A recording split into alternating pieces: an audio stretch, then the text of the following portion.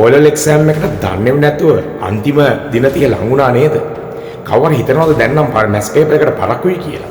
ඇත්තම උත්තරේ කිව්වොත් නම් නැහැ, පරක්කු නැහැ. කෙනෙක් මැස් පේනුවත් ෆේල් වෙන්නේ හේතු තුනක් මත. පළවෙනි එක තමයි නිකරුණේ පැනික් වීම.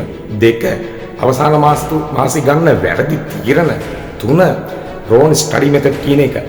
මතක තියාගන්න මැස් පේපර් එකේ 60-70%ක්ම එන්නේ easy and medium questions වලින්.